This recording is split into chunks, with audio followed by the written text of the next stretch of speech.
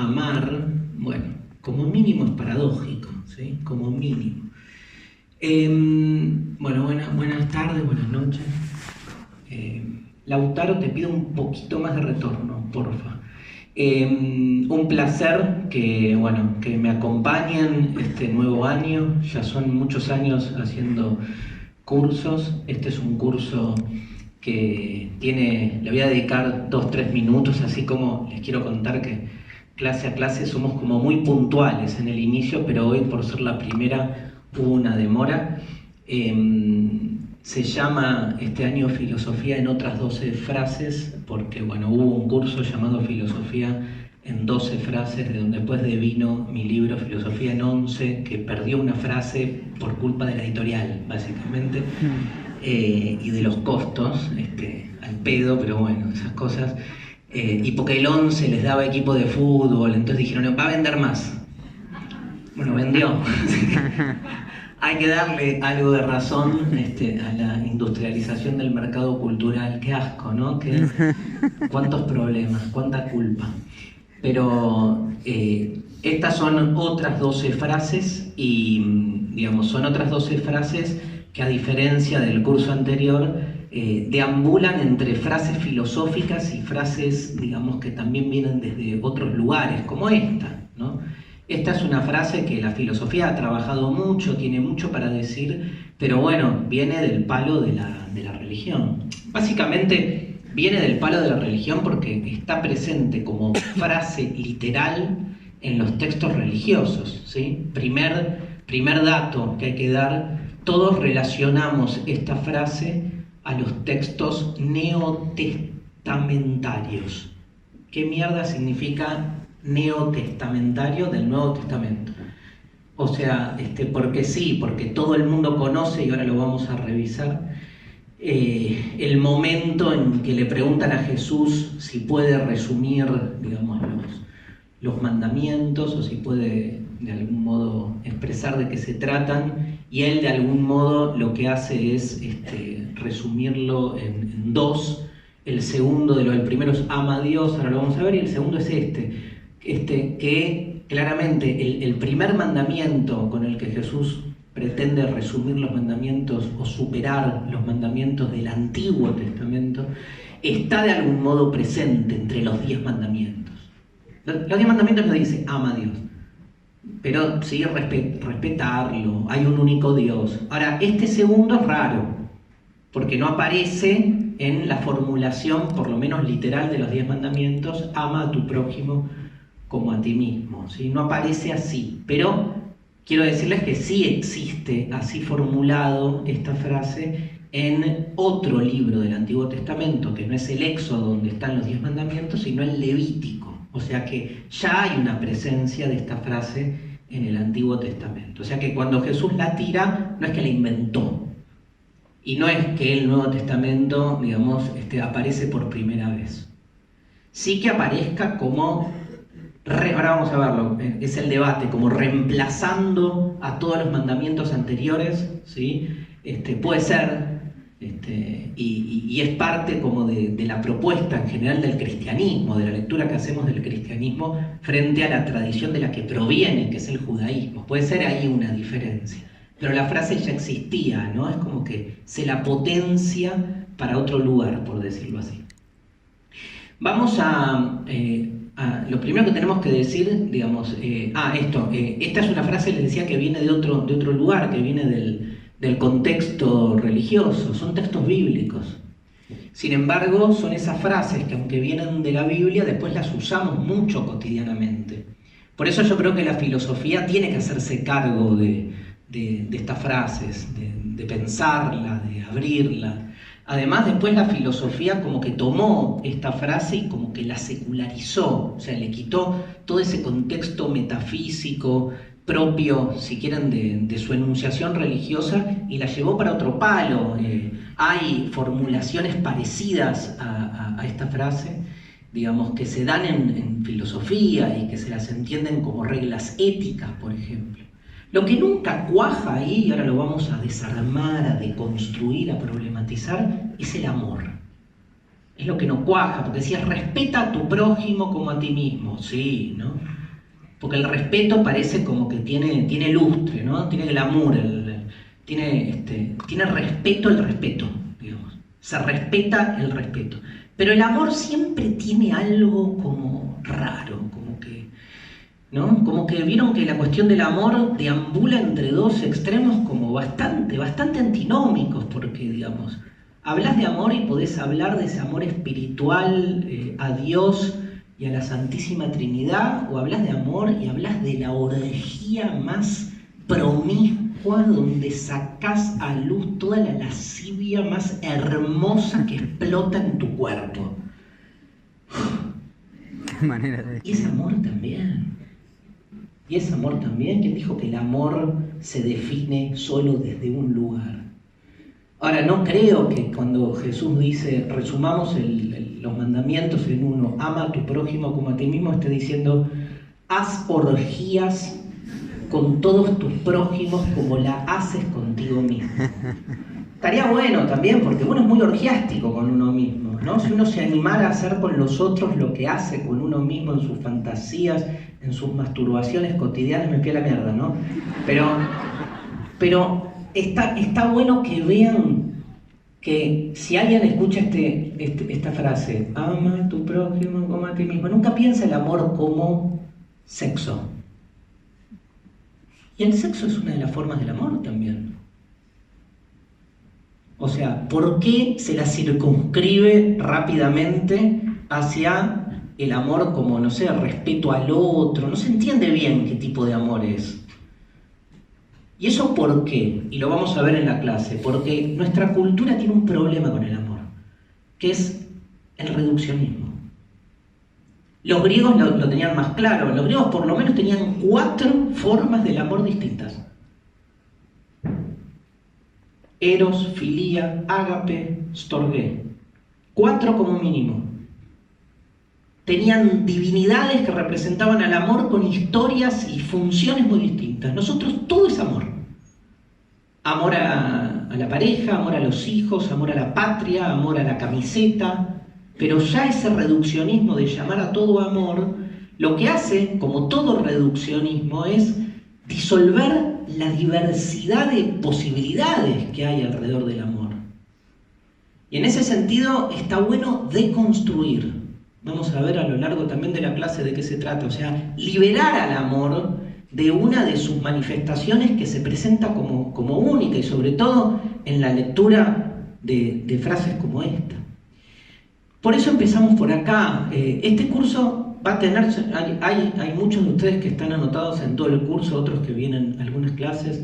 Este curso, a diferencia de otros, vamos a analizar frases, por eso que vienen de otro palo, ¿no? La clase que viene es bien estrictamente filosófica. El hombre es la medida de todas las cosas, una de las frases más importantes para entender la discusión que se da en la antigua Grecia entre Sócrates y los sofistas.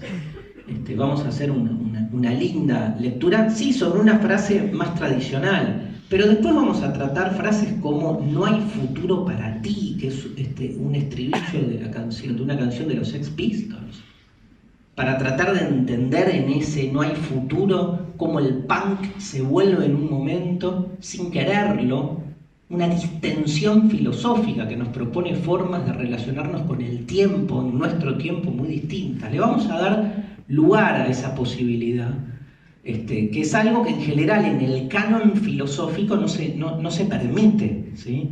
En filosofía, la filosofía más institucional, lamentablemente uno tiene que circunscribirse al palo de lo que la filosofía define como textos filosóficos, y si te abrís un poco, te cortan la cabeza, o sea, te dejan afuera. Así que bueno, esto es un poco como para entender por dónde va a ir. ¿Por qué, digamos, cuál es la diferencia? ¿Por qué esto no sería una iglesia? No sé, digamos. Podría serlo, ¿sí? Ojalá las iglesias, y yo creo que hay muchas, ¿no? Saben que no me gusta en general generalizar, o sea, pensar que en todas las iglesias pasa lo mismo, pero ya que empezamos por acá, quiero, digamos, empezar por esta relación, antes de entrar de lleno en la frase, entre filosofía y religión, que es que, digamos, en general cuando la filosofía se mete con cuestiones así más bien religiosas, te salen como a pegar, te salen como a decir, ¿por qué no te metes en lo tuyo, no? Digamos. Ahora voy a dar una charla a mediados de junio que se llama Dios, una deconstrucción. Circuló el flyer en las redes y tuve por lo menos 20 personas diciendo, ¿por qué te metes con Dios? Hacé filosofía. Uno me puso, judío, ¿por qué te metes con Dios? Es increíble que haya gente que cree que los judíos no creen en Dios todavía. O sea, no entendieron nada. Digamos, son el pueblo elegido, ¿entendés? ¿Cómo no van a creer en Dios? El problema es que se creen en el pueblo elegido. Bueno, ese es otro problema familiar que tengo. Pero quiero decir ahí que hay como una animadversión en el sentido de que los religiosos duros se creen los dueños de Dios, ¿no? Y los dueños de la palabra, y los dueños como del concepto. Digo, nadie ha estudiado más a Dios que la filosofía. Es más, les diría que el origen de la filosofía es la pregunta por el más allá. Es la conciencia de finitud. Ser consciente de la finitud, de nuestra finitud, no es solo ser conscientes de nuestras limitaciones, sino que es hacernos la pregunta por el límite, que no es lo mismo. Yo soy consciente de mis limitaciones, pero para ser consciente de mis limitaciones es porque acepto o comprendo o entiendo que hay una frontera, que hay un borde, que hay un límite que me define. Ahora, poneme un límite y yo ya lo único que quiero saber qué hay del otro lado. ¿Qué hay más allá? Entonces, esa conciencia de finitud que define a la filosofía arroja a este tipo de práctica de lenguaje a la pregunta por lo que hay más allá. El problema con la religión es que también nace, igual que la filosofía, desde ese lugar, desde la pregunta por el más allá. El problema con la religión es que se cree que puede responder que hay más allá. Eso es increíble. O sea, porque si hay un más allá que está más allá del más acá, nadie desde el más acá puede decir nada de lo que hay más allá. Porque si vos estás más acá y decís algo de lo que hay más allá, lo que decís ya no corresponde al más allá, sino al más acá. O sea, cuando vos desde el más acá, síganme, estás definiendo el más allá, estás masacaizando el más allá. Y el más allá ya no es el más allá, es un más allá masacaizado. El problema es que en nombre de esa masacaización del más allá, te cagan la vida. Te bajan leyes. Definen formas de vida. Digamos. Crean una ética. Controlan. Invaden tu cuerpo, deciden sobre tu deseo. O sea, es fuerte. La administración del cielo es básicamente una forma de control de la tierra, ¿no? Porque digo, para pasar al cielo tenés que dar muestras de tu comportamiento terrenal, y tu comportamiento terrenal termina estando directamente atado a toda una serie de decisiones que obviamente, digamos, suponen el provecho de algunos. Hay que separar todo el tiempo, y por eso quise empezar con esta frase. No solo filosofía y religión, que están bastante emparentadas, sino religión y religiosidad. Yo, como alguien que se dedica a la filosofía, me siento una persona profundamente religiosa. Y me siento profundamente religiosa porque no creo en ninguna religión. Porque creo que si algo ha hecho la religión es justamente traicionar la religiosidad. ¿Qué estoy separando? La religión institucional de lo religioso como un acontecimiento existencial, que es nuestra necesidad, si quieren llamarlo así, o nuestro deseo de querer saber. de preguntar por ese más allá. La pregunta por el más allá es una pregunta religiosa. Me encanta, me define, me angustia, me estructura, me sujeta.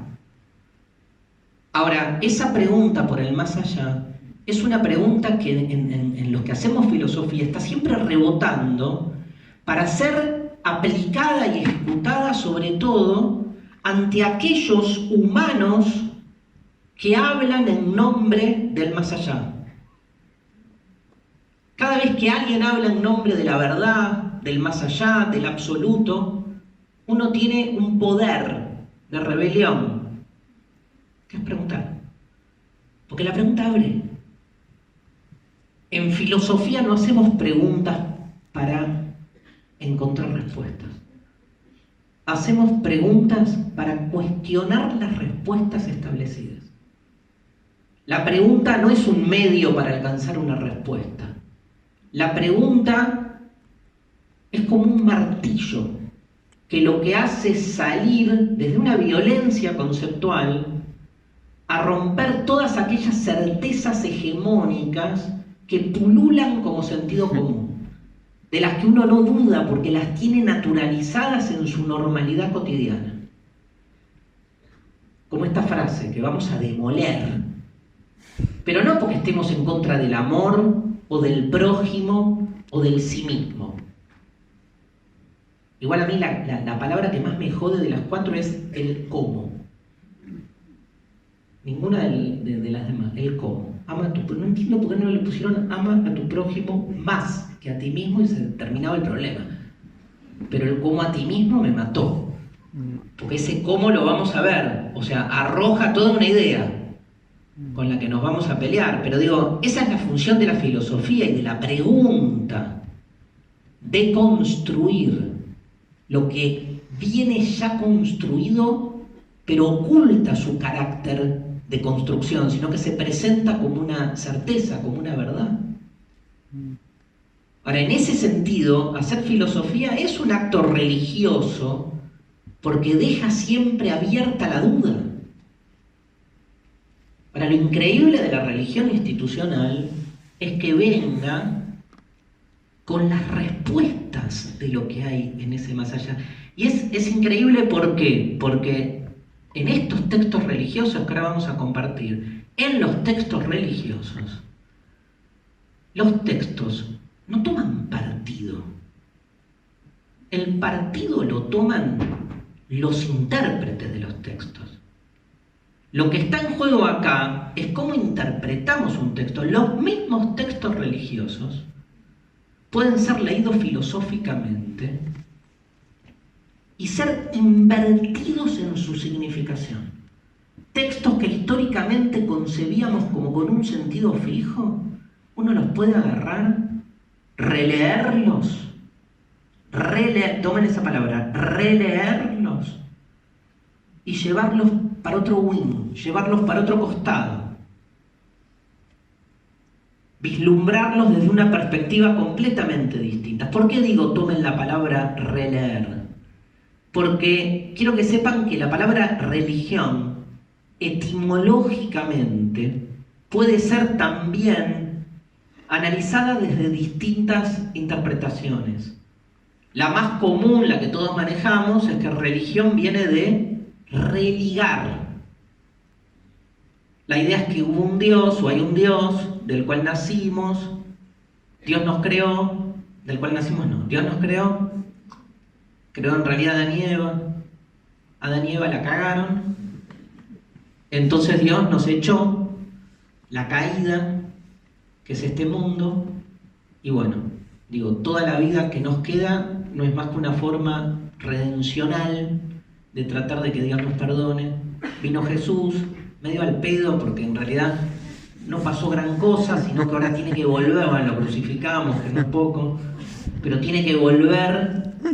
Bueno, nos dio la Navidad, Semana Santa, un par de feriados grosos para una sociedad capitalista ¿no? De la eficacia permanente, es un respiro. Y igual tiene que volver Jesús el día del juicio final y bueno, que todos seamos perdonados bla, bla, bla. Pero digo, en el marco de esa creación y de esa caída, para que Jesús vuelva en la parusía final, el Apocalipsis, el Anticristo, es todo divino, todo eso. Uno puede leer toda esa parte final. El Apocalipsis, leyeron el Apocalipsis de San Juan, es como cosa increíble, es un libro escrito claramente, no sé, bajo los efectos, no quiero dar nombres de drogas, porque habría que ver, pero es una locura, pero fascinante, ¿no? Pero digo, esa idea de religión como religarnos tiene que ver con eso, como que uno en la vida, en la práctica cotidiana no hace otra cosa que volver a ligarse, religarse con ese Dios del que provenimos y caímos. Entonces, toda vida religiosa es una vida donde cada paso que das, miren qué loco, es la administración biopolítica de nuestra vida. Está en función de que Dios nos vuelva a aceptar en su seno. Nunca entendí lo del seno ahí, pero que nos vuelva a repatriar, ¿no?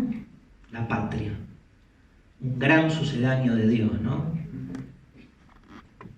Hay mucho ateo que no cree en Dios, pero cree en la patria, ¿no?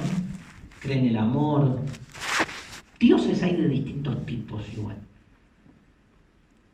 Ahora, hay otro sentido de la palabra religión. Porque las etimologías, no sé si saben, las etimologías se presentan a sí mismas como si fuesen matemática, ¿viste? Tal palabra viene de tal. Y la etimología es una ciencia social. Y como toda ciencia social, tiene obviamente debates internos donde uno no sabe a ciencia cierta cuándo una palabra apareció, de dónde surgió. Hay mucha evidencia de que religión viene de religare, en latín religare, que es religarnos, y aparte tiene sentido, y aparte hay investigaciones que llevan para ese lado, pero también hay debates. Ustedes saben que el campo de la etimología es un campo, como toda ciencia social, de fuerte debate ideológico. Porque instalar la proveniencia etimológica de un término es también definir una manera de pensar ese concepto en el presente. Si religión viene de religar, entonces estás dando por hecho que hay un Dios, que hay un más allá, que hay una metafísica, y vas y votás en contra del aborto después. Porque tenés todo para eso. Toda una metafísica al servicio de lo que uno quiere después ejecutar en la vida práctica. Entonces no es joda, digamos, cuando se desfinancian instituciones como el CONICET, por ejemplo, digamos, y con argumentos de, bueno, ¿a quién carajo le importa la investigación etimológica de categorías griegas? Mira, al país, ¿no? Porque se supone que una ley como la del aborto, digamos, y otras más, después, digamos, es realmente distinto. Sí. Perdón, me están acá, justo hablo en contra de la iglesia y... ¿Es Bergoglio o qué?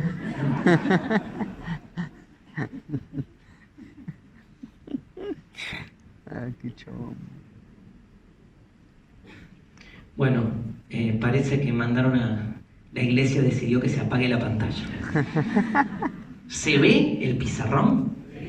Dale, bueno, voy a escribir grande, igual o no escribo hoy, pero la idea de la pantalla no es que íbamos a pasar dibujitos ni nada, sino que era agrandar lo que aparece en el pizarrón para los que no pueden ver. Digo esto porque me parece importante entender cómo las etimologías tienen que ver no solo con el pasado, sino con el presente, ¿no? Desde ese lugar aparece... Ay, me dieron ganas de escribir, ahora que... Aparece la otra etimología que asocia religión no a religare, sino a relegere. Uno dice, bueno, pero ¿cuál es la etimología verdadera? Bueno, en este curso, por 12 clases, la verdad la metimos en una bolsa y la dejamos en el freezer, ¿sí? No creemos en la verdad. Pero no es que no creemos en la verdad porque afirmamos la verdad de que la verdad no existe, ¿no? Ni siquiera caemos en esos círculos lógicos masturbatorios. Sino proponemos pensar los conceptos, hagamos este trato, dejando de lado la pregunta por lo absoluto, por la verdad en términos absolutos. Ya para las verdades absolutas tenemos la vida cotidiana. Porque cuando subimos a un ascensor no nos estamos preguntando acerca de los mecanismos, porque no subís a un ascensor, porque te empezás a preguntar y ni en pedo te subís a un ascensor cuando te das cuenta que no tiene ninguna lógica que una cosa vaya sola para arriba. Entonces ya estamos dando, ¿no? Alguien te habla y le crees. O sea, estás todo el tiempo dando por supuesto los absolutos. Menos cuando haces filosofía. Pones todo en duda. Pero para eso hay que dejar a la verdad de lado. Después volvemos y vemos si la verdad, digamos, nos agrega algo, no sé, nos tranquiliza. Nietzsche decía que en definitiva la cuestión de la verdad es una cuestión farmacológica, ¿no? Digo, tiene más un objetivo de sosiego existencial, de creer en algo para afirmarse, afincarse en las cosas que hacemos. Dejemos la verdad de lado, o sea, hay argumentos.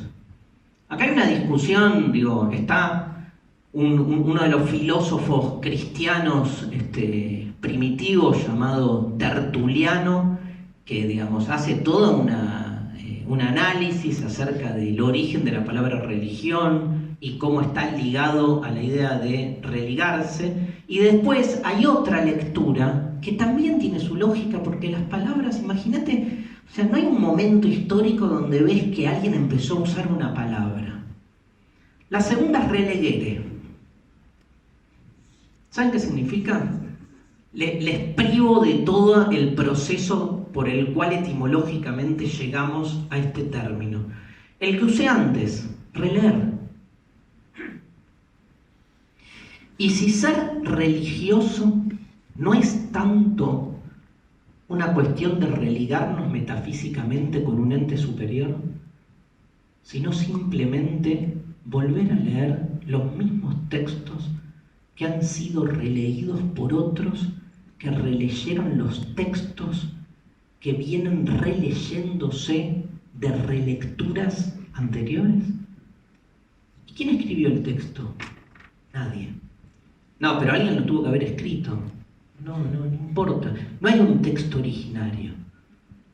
Todo es texto. Los textos son las preguntas que nos hacemos. Y si lo religioso no es más que eso, que una comunidad de seres que se juntan increíblemente un martes a las 8 de la noche, miren que hay cosas interesantes para hacer, que venir a una clase de filosofía sobre una frase bíblica y pagaron una entrada aparte. O sea que hay algo ahí que los motiva desde otro lugar, una necesidad de releer algo que les resuena. Esta frase les resuena a todos. Y viene resonando históricamente, y los textos bíblicos no tienen dueño. Y esto es lo genial. Ustedes saben que el Antiguo Testamento escrito en arameo, en el hebreo antiguo, incluso el hebreo moderno, saben que es un lenguaje cuya grafía es solo con consonantes. Con lo cual, cada vez que uno ve una palabra, tiene que de algún modo añadirle, suponer las vocales que están ahí en juego, porque las vocales no están escritas. Es una gran metáfora de la interpretación. Hay juegos de palabras que aparecen juntas que si la lees con determinadas vocales, por ejemplo, dice verdad, o la misma sucesión de consonantes con otras vocales dice muerte. Mirá qué relación entre la verdad y la muerte. Y todo depende de qué tipo de vocales vos estás poniendo en juego. O sea, el texto es un texto, vamos a decirlo así, es un texto muerto. Lo vivifica, siguiendo la metáfora de la creación de Adán, uno con las lecturas que uno realiza, ¿no?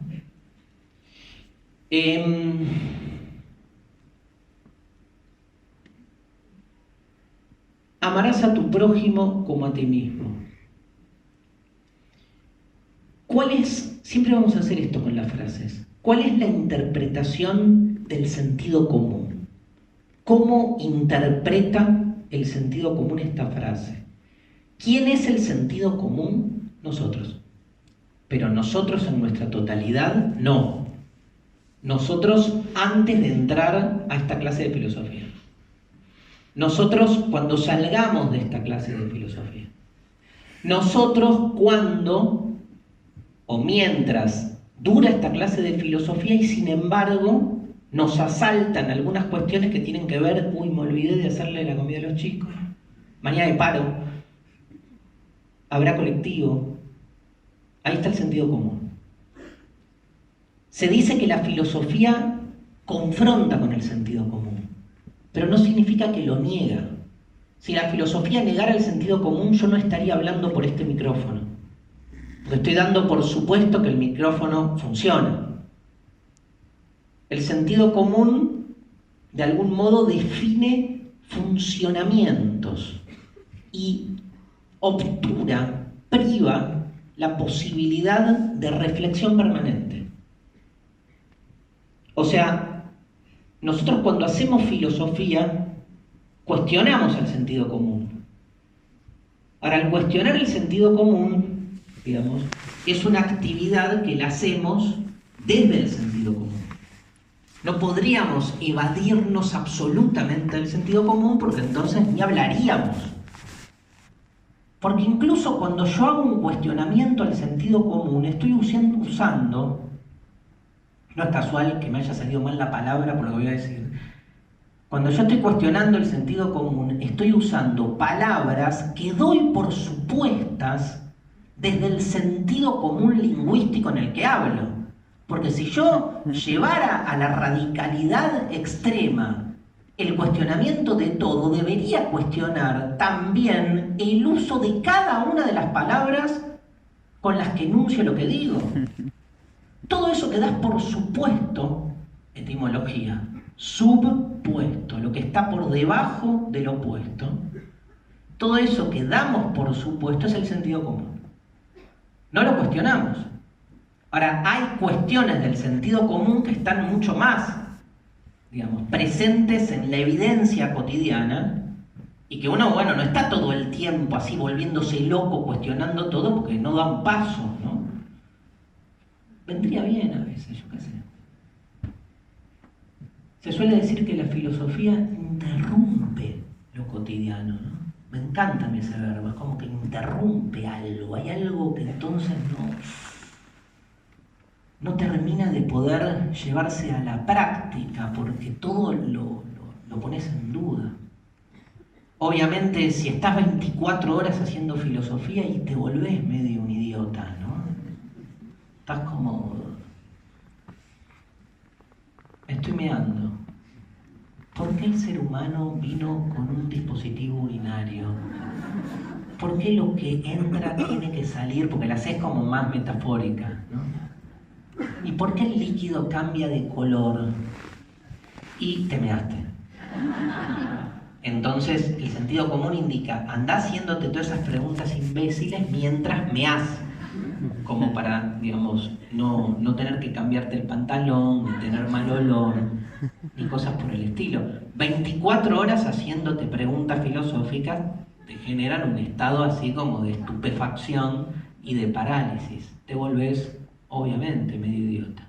Ahora, si en las 24 horas de tu día no te hiciste una pregunta filosófica y ejecutaste las acciones que ese impersonal que es el sentido común coacciona y decide por uno, también te vuelves un idiota. Está el idiota que se pregunta todo y está el idiota que no se pregunta nada. Elijan qué idiota quieren ser. Porque es eso. O sea, tampoco vengamos con la supremacía moral que porque hacemos filosofía nos va mejor en la vida. No, nos va a ir peor en la vida. Porque el que te vaya mejor en la vida supone, supuesto, toda una serie de criterios que definen lo que es la buena vida. Digo, hacer mucha filosofía angustia, ya de por sí. Y la angustia no garpa en nuestra sociedad. No está vista como algo que te hace feliz. Muy loco, para mí la felicidad tiene que ver con la realización. Yo me realizo haciendo filosofía. La filosofía angustia. Ergo, soy feliz cuando me angustio. Toma. Pero decís eso y te dicen tarado. Tanta filosofía para eso y pagamos tu educación con nuestros impuestos, ¿no? Te corren por ahí. Pero bueno, son maneras, digamos, de esto, de relacionarse con el sentido muy distintas. Una cosa más del sentido común, más fácil. El sentido común Heidegger, ¿sí? Lo llama el impersonal sé. Heidegger.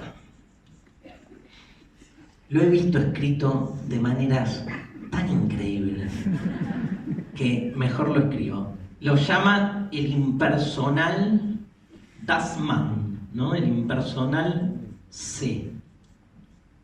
Fácil.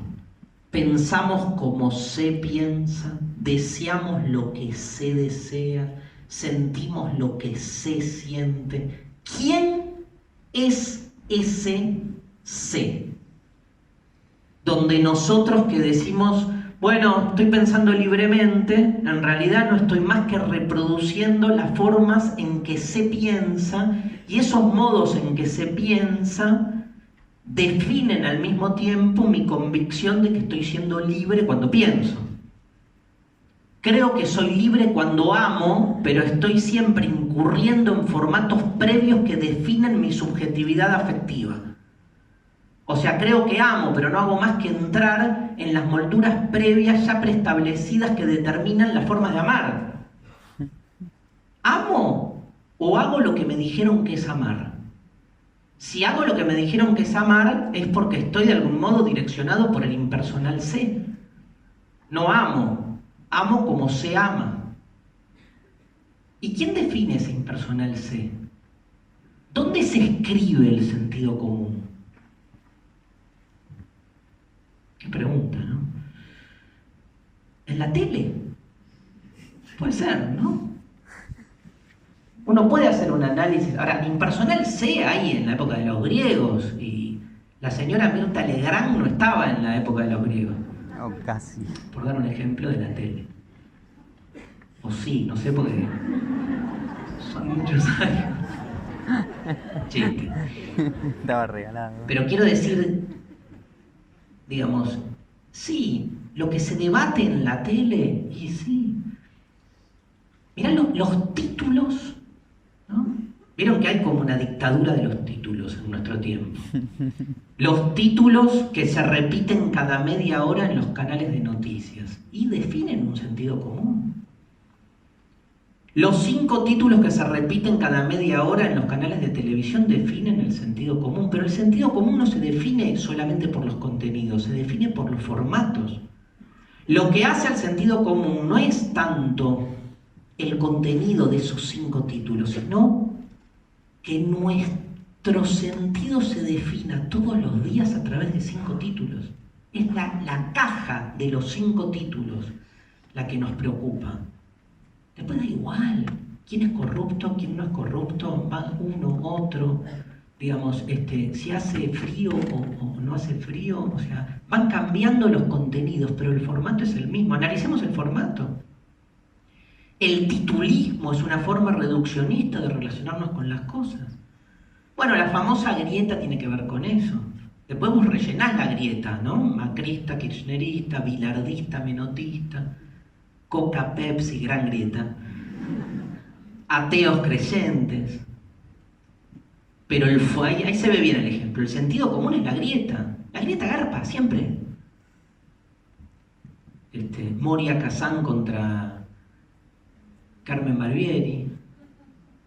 Lo que vale es la grieta, pero porque la grieta exacerba, la grieta tranquiliza también porque uno toma partido de un lado o de otro. Ahí se construye el sentido común. ¿Podemos salir del sentido común? ¿Qué dice el sentido común de la frase amarás a tu prójimo como a ti mismo? Y bueno, ¿es una frase que está bien o que está mal? ¿Sí? Ya decir bien mal es entrar en ese prototipo, ¿no? Del sentido común. ¿Cómo me cae la frase? La frase de Nietzsche, Dios ha muerto, ¿cómo me cae? ¿Bien o mal? Los escucho, ¿bien o mal? Mirá, es una iglesia esto. Es una iglesia de los anti-iglesia. La frase, amarás a tu prójimo como a ti mismo, ¿cómo me cae? Los cagué, pero porque tiré toda esta intro y uno queda como... En principio se supone que está bien, ¿no? Digo, no hay nada más lindo que el amor. Eso nos dicen. Después cuando uno, digamos, se da cuenta, qué cosa increíble, cómo nos han educado en la idea de que el amor es algo que nos lleva a la felicidad. O sea, nadie se enamoró para que, o sea, los que definen ese tipo de, digamos, de características del amor, obvio que hay un ideal del amor como felicidad, un ideal. Después está la vida real, donde el amor va pasando por distintas caracterizaciones, ¿no?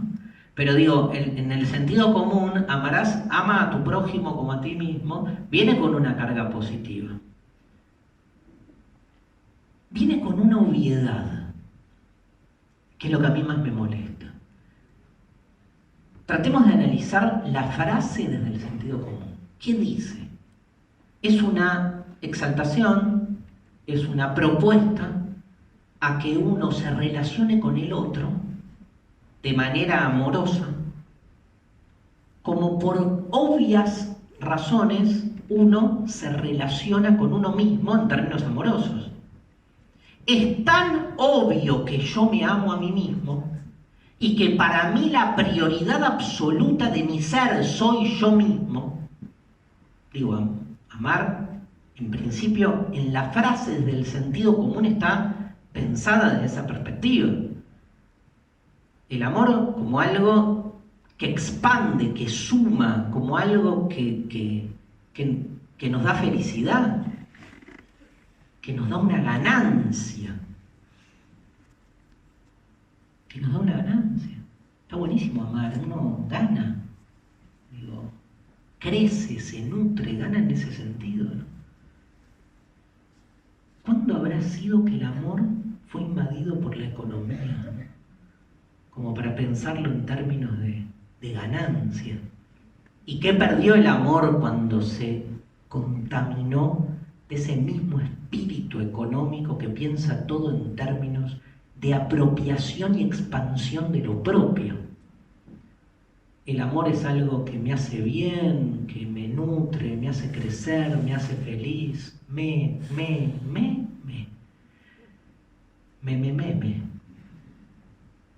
Eso es el amor. Una meidad. La acabamos de inventar. O sea, algo que tiene que ver conmigo. Qué loco, ¿no? Porque en todas las caracterizaciones del amor hay un otro. Y parece que en ese el otro no está. O es solo un medio para que ese amor se potencie, se plasme, se realice. Vuelvo entonces al sentido común. Estamos dando por obvio algo. Que lo obvio es que yo me amo a mí mismo y que como me amo a mí mismo y soy yo prioridad de mí mismo, no puedo ser tan choto de cagarme en el otro, para usar términos kantianos. Kant en algún momento debe haber dicho choto en su vida. También que no lo escribió, pero no puedo creer. Dicen que no igual, justo de Kant. Pero digo que no puedo ser tan choto con el otro, y no puedo ser tan choto con el otro, y el parámetro para no serlo es que yo no soy choto conmigo mismo. Entonces, así como vos te amás tanto a vos mismo, no seas choto y extrapolá ese autoamor al otro. Lo que no te harías a vos mismo, no se lo hagas al otro. Ahí viene la formulación negativa de la frase amarás a tu prójimo como a ti mismo, que es no hagas al prójimo lo que no quieras que te hagan. ¿La conocían? Sí. Gran frase.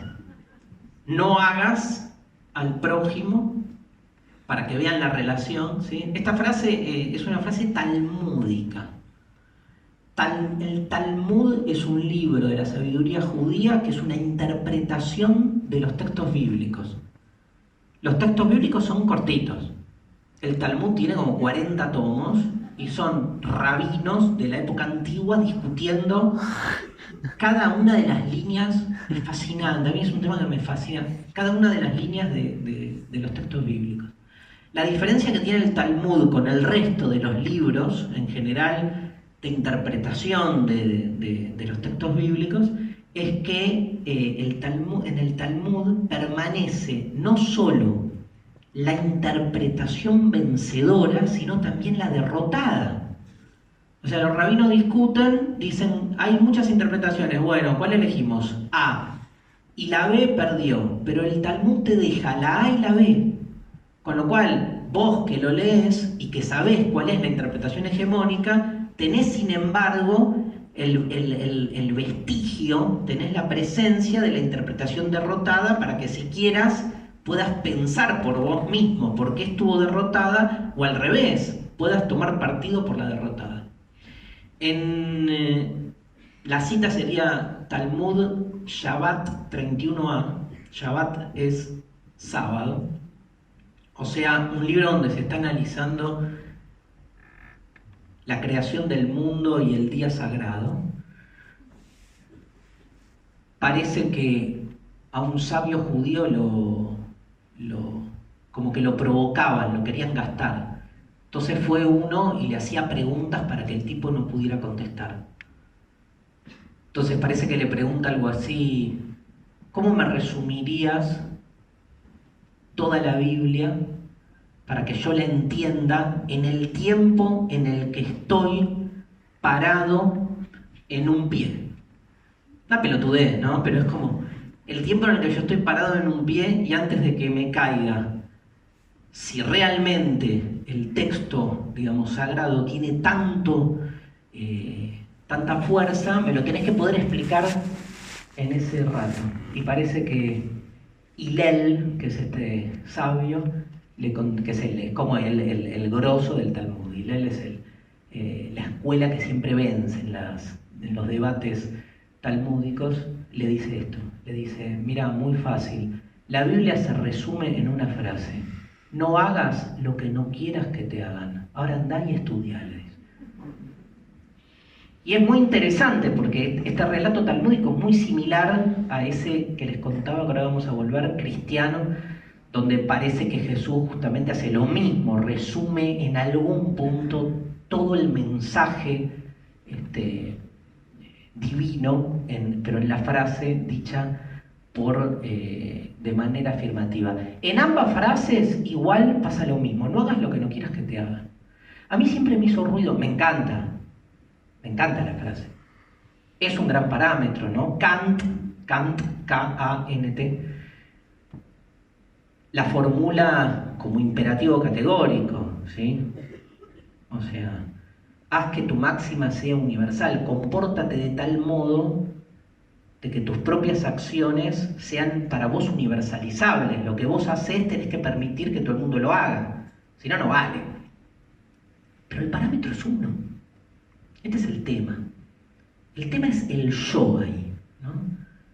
Entonces, las cosas yo las hago en la medida en que aceptaría que todo el mundo la haga. Si a mí no me copan, es como una buena regla, si quieren, de equidad, ¿no? La típica situación con la infidelidad, ¿no? ¿Por qué no sos infiel? Y porque no quiero que me sean infiel. Pero ¿y si el otro no te es infiel? ¿Vos serías infiel? Obvio. ¿Y por qué no lo sos? Y porque me duele que me lo sean. Entonces, ¿qué haces? Sos infiel a escondidas, digo, la lógica, ¿no? La lógica patética de la infidelidad tiene que ver con eso, ¿no? El día que se acabe la monogamia se va a acabar también toda esta pelotudez de la infidelidad, que está totalmente atado a eso. Pero ahí hay una relación, digamos, con lo que la infidelidad, digamos, tiene que ver con este principio, que es que uno tiene un resguardo por sí mismo. Todo acuerdo, toda lógica del acuerdo prioriza más a uno que al otro. En realidad, me encanta el tema de mí, pero en realidad infidelidad o fidelidad posta, la fidelidad posta, no necesita ningún acuerdo. ¿Saben que fidelidad viene de fe? Fides es fe. O sea que ser fiel es tenerle fe al otro. Yo te tengo fe.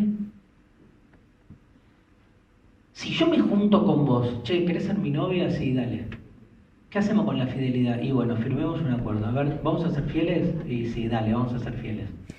Si yo firmo un acuerdo de fidelidad con vos, es porque no te tengo fe.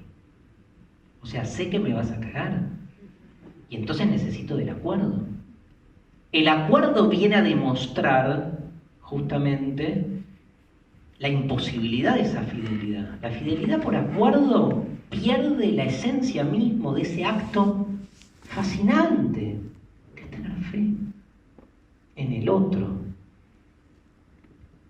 Y tener fe en el otro, obviamente, hay que pensar cuáles son sus fronteras, de qué hablamos cuando hablamos de fe en el otro, de que el otro qué hace, qué no hace. Ahí se articula esta relación de amor de la que venimos hablando. Cierro con lo del sentido común. Ama a tu prójimo como a ti mismo. A mí me parece que tiene que ver con todo esto que estamos diciendo, ¿no? Como ahí hay un elemento muy claro que es que uno da por obvio que uno se ama a sí mismo y que por lo tanto es tan obvio que para mí mi prioridad soy yo, que entonces lo uso como parámetro para relacionarme con los otros. Y es un parámetro no solo válido, sino que, digamos, muy de apertura hacia el otro. Porque se supone que uno es tan egoísta que si uno extrapola ese egoísmo hacia el otro, es como que entonces está haciendo es como que contempla al otro más allá de uno mismo. Sería esa un poco la lógica. Nada, tengo una pregunta que la quiero dejar ahí picando.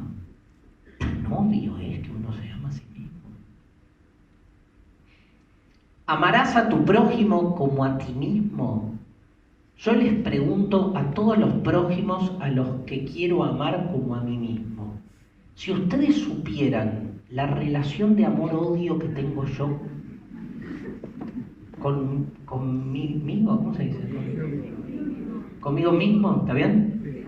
No quiero ser Herminio Iglesias, que es como un personaje de la liturgia del retorno democrático que ya quedó como parte del texto bíblico de los 80.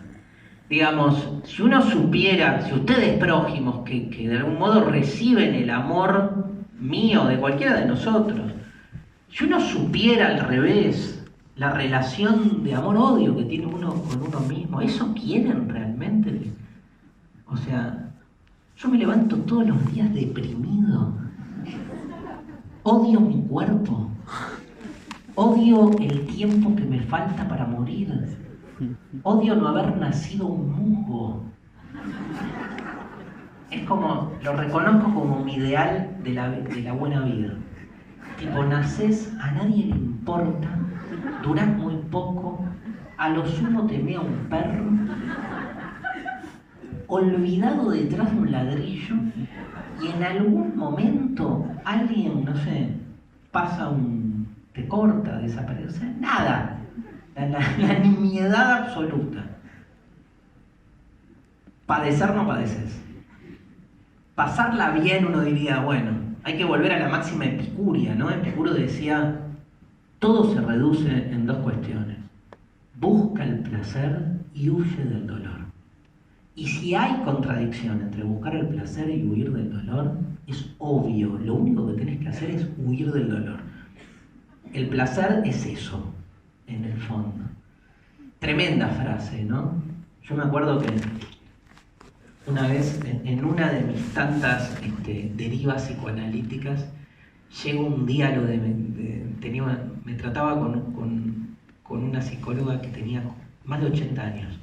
Yo tenía 30. Entonces estaba así canchereando con la filosofía. Llego y digo, a partir de ahora se acabó. Voy a ejecutar en mi vida cotidiana la máxima epicuria. ¿De qué me habla? Me dice. Lo que dice Epicuro, busca el dolor, huye del placer. Me salió al revés, boludo. Pero aparte, no de libro, sino de libro de los libros. O sea, es tan de libro que da asco, ¿ya? Tremendo, así, al revés, de una. ¿Vamos a deconstruir la frase? Suena bien, igual, tiene onda, yo qué sé. Pero vamos a deconstruirla, para que tenga más onda. La primera deconstrucción ya la hicimos. Les dejo la pregunta. ¿Es tan obvio que nos queremos a nosotros mismos? ¿No? Parece que la relación que tiene uno con su mismidad, con lo que uno cree que es su mismidad, es como mínimo difusa, conflictiva, diríamos. Cuando a Nietzsche le preguntan quién era él, Nietzsche dice, ¿quién soy yo? Un campo de batalla.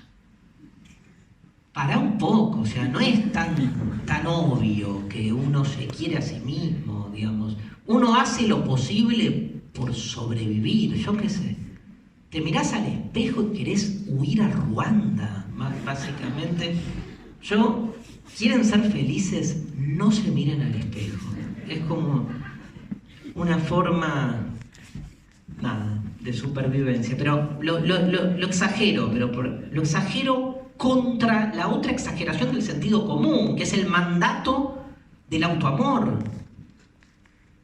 El mandato del autoamor nos mata también. Uno tiene que estar siempre, ¿no?, queriéndose a sí mismo hasta en las instancias más chotas de uno mismo. Y ahí hay como un desconocimiento también de nuestras contradicciones, que de algún modo uno termina queriéndose, pero no a sí mismo, sino la idealización que uno hace de sí mismo, que no es sí mismo. Bueno, anda a cagar entonces. Porque, digamos, está bueno que uno, digamos, uno cuando se huele, tengo el punto bien académico, cuando uno se huele sus pedos, basta de decir los míos son ricos o huelen bien. Eso se llama posverdad, el autoengaño absoluto, ¿no? Porque estamos, nada, uno también está hecho de mierda. Y el reconocimiento de esa mierda, como mínimo, hace mierda este principio, porque entonces ama a tu prójimo como a ti mismo significa, digo, bancate mis pedos también, ¿no? Hay como una traspolación de otra cosa. Segundo, ya lo dijimos también, segunda deconstrucción, ¿hay un sí mismo como algo unívoco? ¿Realmente somos uno? Somos muchos. Una legión, decía Nietzsche, ¿no? Para joder a la iglesia cuando... También le preguntan, ¿y quién sos vos? Dice, soy un campo de batalla. ¿Entre cuántos? Somos una legión acá adentro, dice Nietzsche. Legión es uno de los nombres del diablo, ¿no? 666. Somos muchos significa... Darío en este momento está disfrutando dar esta clase. Darío en este momento está extrañando a sus 3 hijes. Darío en este momento, digamos, está pensando cómo mierda va a llegar mañana a su sesión de terapia con el paro, porque Darío en este momento está flagelándose diciendo, con 50 años no aprendí a manejar. Todo eso es Darío. En este momento convergen en mi interior como mínimo esas 4 facetas que están como peleándose entre sí. Y por suerte gana la del disfrute de esta clase. Pero Darío es al mismo tiempo padre y es hijo. Quilombo. Porque la típica, ¿no? Que toda la vida diciendo yo a mis hijos voy a hacer todo lo contrario de lo que recibí de mis padres, y después te reconoces haciendo lo mismo, y entonces ahí aparece otro Darío, pues son muchos. Creo que lo único seguro que tiene de arriba adentro es a quién no va a votar en octubre. A quién va a votar también, pero no importa. No, pero también ideológicamente, ni les cuento, los conflictos que uno tiene, digo, no hay una certeza única. O sea, todo el tiempo, digamos, están presentes esos conflictos que, bueno.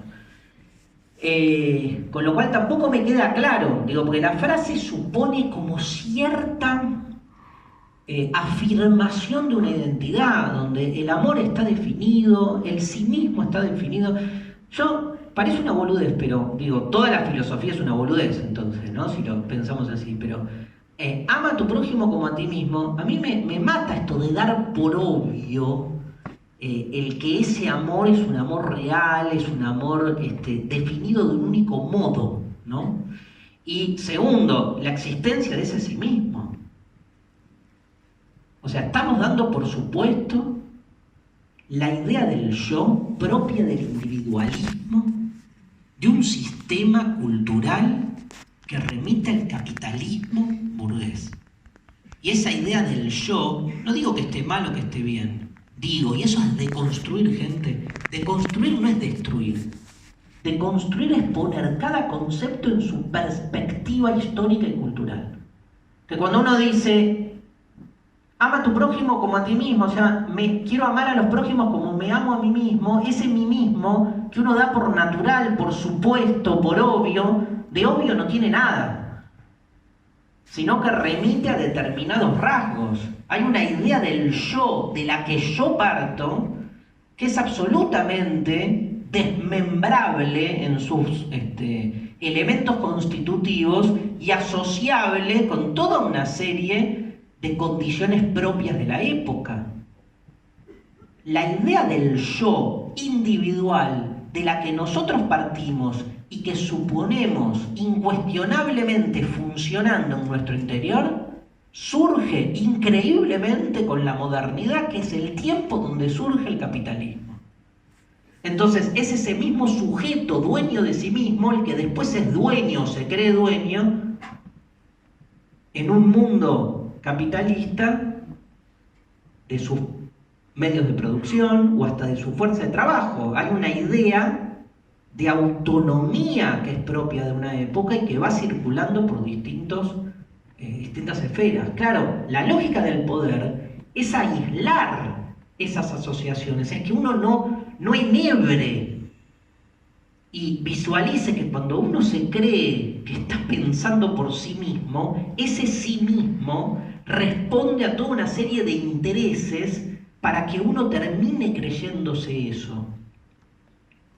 Y uno entre libre y autónomo al supermercado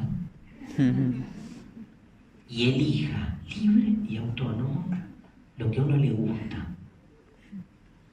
No hay góndolas que te proponen algo.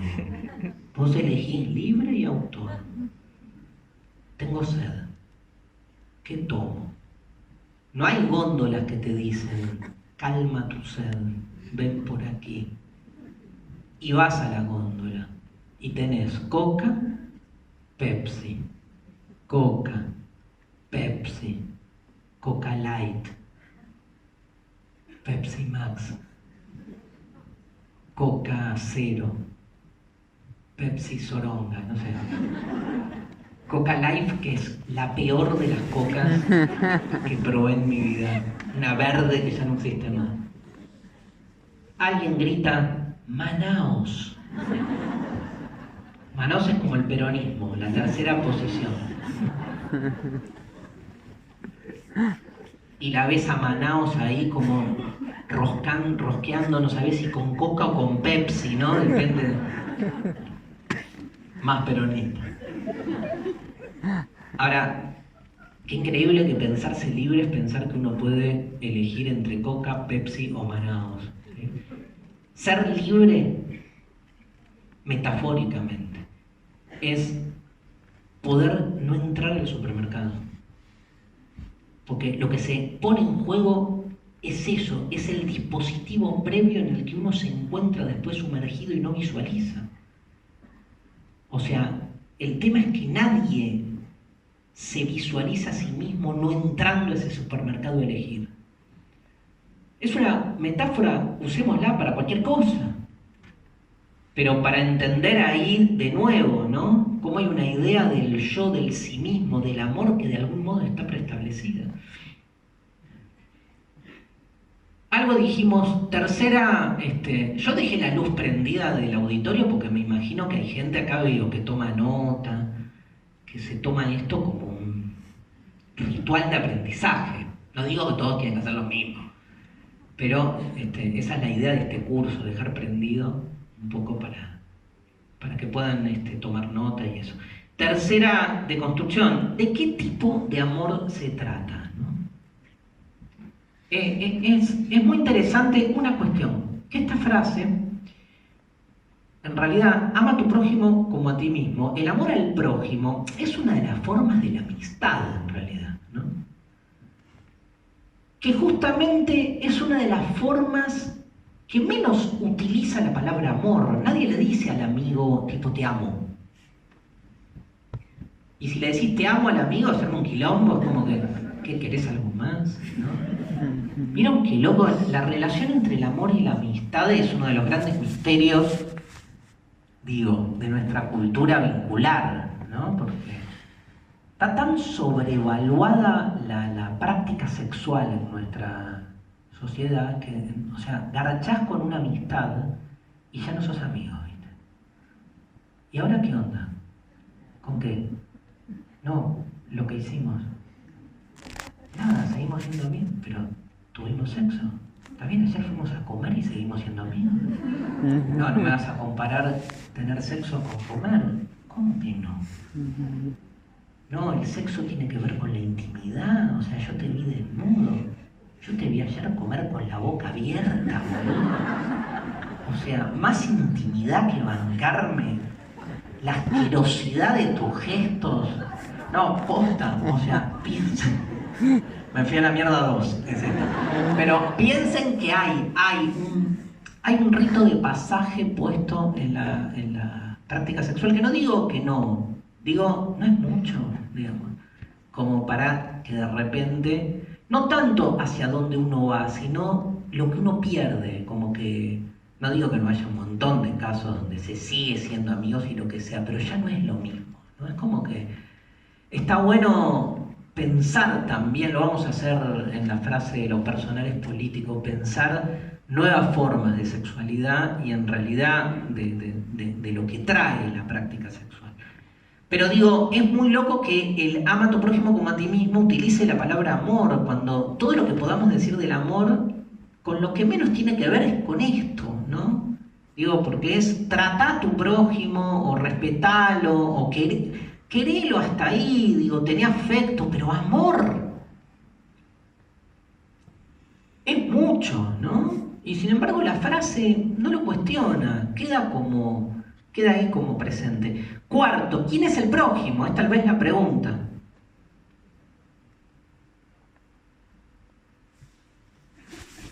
Cagando de calor, perdón. ¿Quién es el prójimo? Porque también damos todos por supuesto en esta deriva conceptual la idea del prójimo. Ama a tu prójimo como a ti mismo. ¿A quién? ¿A ustedes? ¿Ustedes son mis prójimos? ¿El argentino es mi prójimo?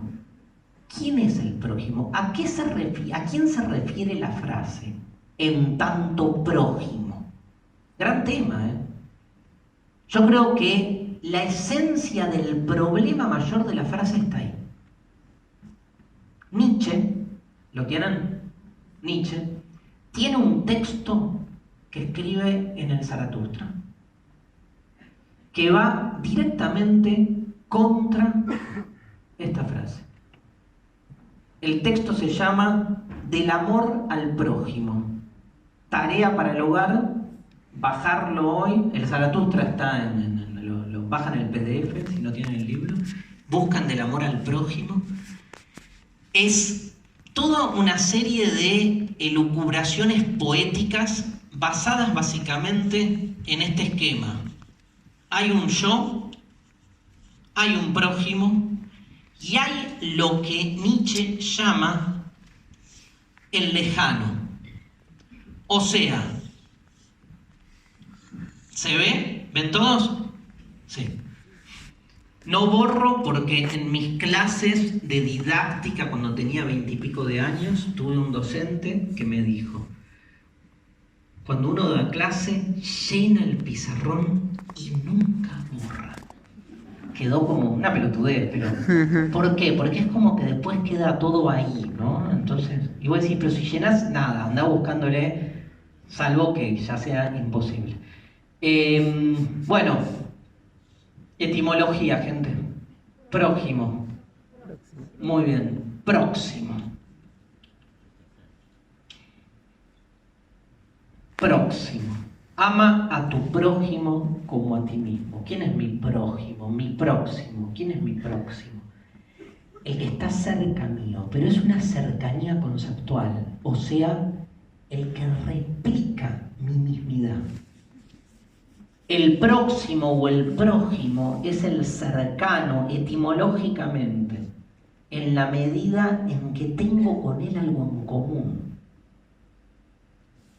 Ahora, si el prójimo es aquel con el que tengo algo en común o con el que tengo cierta empatía o cierta proximidad, digo, el prójimo para los griegos eran sus compatriotas.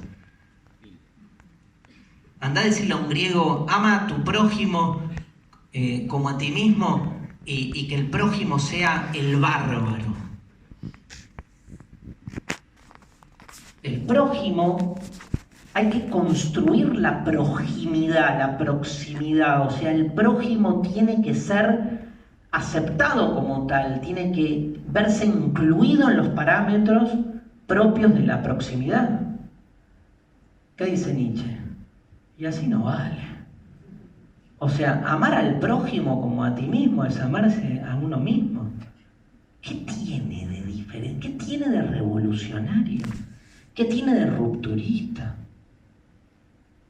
Lo digo kantianamente. Es paja. En el sentido de que uno no sale de sí mismo. Ama a tu prójimo como a ti mismo, es ámate a ti mismo. Porque el prójimo, ¿saben qué es? Un ti mismo expandido, amplio.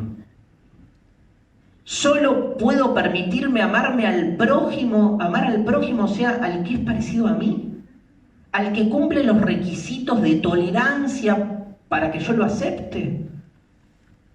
No, dice Nietzsche. El texto es hermoso. Dice: yo no les aconsejo el amor al prójimo, los invito a amar al lejano, al monstruo, al extraño, al extranjero, a la extranjería, a la diferencia. Hay una palabra que lo resume todo: al otro. El amor es el otro. Amar al otro, pero la otredad del otro, lejos está el otro, lejos está del próximo. El próximo no es el otro. Al revés, el próximo es aquel que yo constituyo como un falso otro.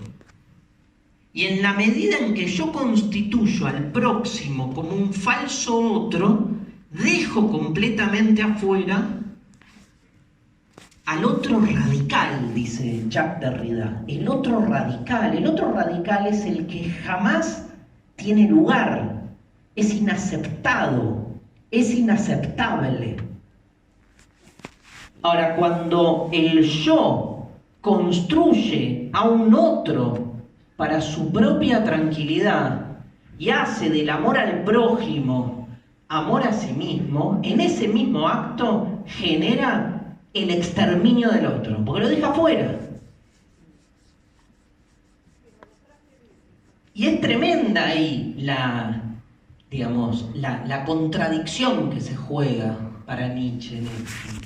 Porque la contradicción que se juega es que cuanto más amas al prójimo, en ese sentido, más estás de algún modo estableciendo la exclusión del otro. Esto, digamos, nos permite con Nietzsche, digamos, poner a discusión, digamos, de construir la presencia en la frase de quién es ese prójimo, ¿no? Digo, al interior de la sabiduría religiosa, este debate se da hace siglos, hace años. Y obviamente no es que hay una lectura unívoca, pero sí hay una lectura oficial, ¿no? Como pasa en todo, como pasa en la filosofía. Digamos, en filosofía no todos coinciden con la deconstrucción. Digo, Santo Tomás de Aquino es filósofo, Marx también.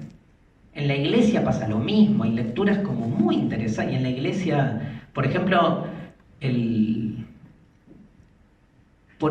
hay ciertas lecturas luteranas, o sea, protestantes, que justamente toman este fragmento y marcan una diferencia en la idea de la proximidad. Donde, digamos, hay teologías protestantes que van a este punto y quieren marcar justamente esta idea de otredad. Me acuerdo haber compartido con mesas así, no me acuerdo el nombre, un especialista en teología metodista que estaba a favor de la ley del aborto, que tuvimos en una mesa y que hablábamos de esto como principio de hospitalidad, digamos, romper la lectura del prójimo como el cercano e ir a la idea de prójimo desde la otredad, desde la extranjería. En ese sentido, ahora vamos a ver los textos, qué nos dicen de eso, pero quiero decir dos cosas más como, digamos, más a fondo. Una cosa antes de quién es el prójimo, que anoté y quiero compartir. ¿Cómo lo definimos al prójimo? ¿A quién aplica esto? ¿Aplica a un animal? ¿Aplica a un perro? ¿Sí o no? ¿Aplica a una vaca? Y ponele lo amo. Amo y ponele. ¿Aplica a una cucaracha? No. ¿Cuál es la diferencia entre un perro, una vaca y una cucaracha? Son preguntas, o sea, se dan cuenta, otra cuestión del dinamismo del curso, se dan cuenta que en un curso masivo se vuelve difícil entrar en diálogo. Entonces yo les abro las preguntas, que las preguntas estén ahí, presentes, después, digamos, que germinen, que en todo caso entren en diálogo entre ustedes, que está buenísimo también. Pero tal vez el perro es el más cercano a lo humano, es el más prójimo, ¿no? Por eso no fue casual, no sé si se escucharon a ustedes mismos, pero la mayoría con el perro no dudó. Con la cucaracha tampoco. Nadie, ¿no? La cucaracha es el otro, es el lejano. Pero no les quepa duda. Por eso, piénsenlo al revés. Cuando queremos despreciar y destruir a un ser humano, ¿qué le decimos? Cucaracha. Ahora, en realidad estamos traspasando al perro antropomórficamente sensaciones humanas porque lo vemos como más parecido. Hay un libro de Derrida que se llama El animal que estoy siendo, donde Derrida, bien a lo Derrida, sale de ducharse y cuando abre la puerta lo ve a su gato que lo está mirando. Entonces se queda así, lo ve al gato mirándolo a él y dice, está depositando la mirada de sus dos ojos en mí, me está mirando. Al gato, a mi gato, en su interior, ¿le está sucediendo lo que me sucede a mí cuando yo miro? Los ojos que ven de un animal son los mismos ojos que ven de un ser humano y son los mismos ojos de un gato, de un mosquito. 200 páginas escribe Derrida. Mierda. Me encanta. A partir de, yo creo que nunca se sacó la toalla, ¿no? porque aparte el texto es como un gran vómito, van a ver, es fascinante ese texto, digamos, pero lo que aparece ahí es esa idea de la extrañeza. Entonces, ¿aplica a un animal? ¿Aplica a un robot? Lo que viene, ¿no? Como, ¿aplica a un clon? Ama a tu prójimo como a ti mismo. Me anoté así, ¿aplica a un robot? ¿Aplica a un animal? Miren la tercera, ¿aplica a un nazi? Me encanta poner robot, animal, nazi, como que no tiene nada que ver. Pero, ¿no? Está el texto, el famoso texto de Mateo 5, ¿no? Donde aparece esta idea de amar al enemigo, ¿sí? Que ahora, si hay tiempo, llegamos. Otra deconstrucción.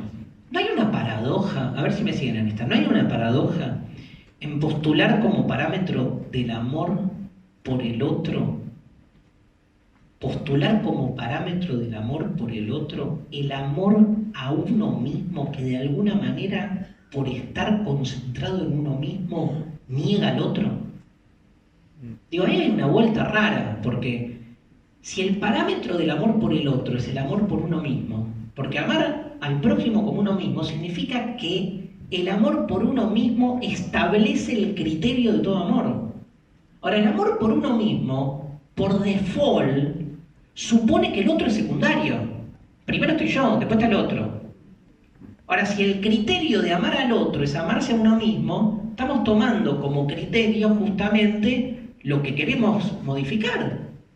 Hay una paradoja, porque si para amar al otro, digamos, lo que tomo como parámetro es el amor por mí mismo, que por definición supone la prioridad del mí mismo por sobre el otro, entonces es un parámetro inválido. ¿Se entendió? ¿No sería mejor pensar la frase de otra manera, como ama a tu prójimo más que a ti mismo? O ama a cualquiera más que a ti mismo.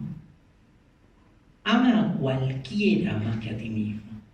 Hay un pensador que a mí me encanta, que se llama Giorgio Agamben, que tiene un texto llamado, un texto viejo ya, llamado La comunidad que viene. Y son dos textos de una paginita ahí. El primer texto de La comunidad que viene se llama Cualquiera. Cual sea, en realidad, es la traducción. Que es la idea de la pregunta por quién es el otro. Y Agamben dice, el otro es cualquiera y hay que reivindicar una política de los cualquiera. ¿Vieron cómo usamos nosotros despectivamente el término, no? Bueno, en ese uso despectivo anida justamente la presencia del excluido. No puede votar cualquiera. Ah, bueno, el voto es de los cualquiera, ¿no? Porque cuando alguien tiene muy en claro ese título del cualquiera como para demostrar la necesidad de que alguien quede afuera, el cualquiera se vuelve justamente la figura del otro.